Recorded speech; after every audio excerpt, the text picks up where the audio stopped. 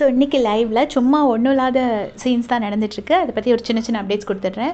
வியானா, ரம்யா, கமருதீன் 3 பேர் உட்காந்து யார் எவிக்ட் ஆவாங்கன்னு பேசிகிட்டு இருக்காங்க. வியானா சொல்கிறாங்க, இங்கே கேர்ள்ஸ் வந்து ஜாஸ்தியாக இருக்காங்க. ஸோ நான் எவிக்ட் ஆகி போகிறதுக்கான சான்சஸ் நிறைய இருக்குது. நான் போயிடுவேன்னு எனக்கு தோணிகிட்டே இருக்குது அப்படின்னு சொல்கிறாங்க.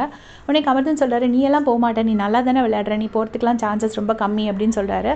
அப்போ வந்து இல்லை இருந்தாலும் பிரவீன் எவிக்ட் ஆகிட்டார்ல அப்படிங்கிற மாதிரி பேசுகிறாங்க. அப்புறம் கானா வினோத் பற்றி பேசுகிறாங்க.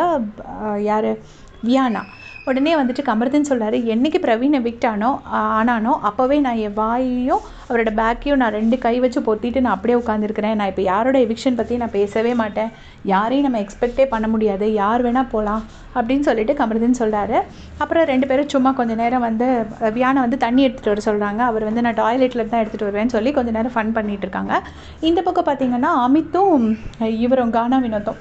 அமித் வந்து சில்ட்ரன்ஸ் டேக்கு அவர் குழந்தைக்கு ராஜராஜ சோழன் நான் சாங் வந்து கன்னடத்தில் பாடுறாரு. அது பாடி அவர் எப்போவும் கூட தான் நான் இருப்பேன், நீ இன்றைக்கி என்னை ரொம்ப மிஸ் பண்ணுவேன்னு சொல்லிட்டு ஹாப்பி சில்ட்ரன்ஸ் டேன்னு அவர் குழந்தைக்கு ஒரு மெசேஜ் சொல்கிறாரு. ஸோ இதே மாதிரி சின்ன சின்ன அப்டேட்ஸ் தெரிஞ்சுக்கிறதுக்கு சேனல் சப்ஸ்கிரைப் பண்ணிக்கோங்க. தேங்க்ஸ் ஃபார் வாட்சிங்.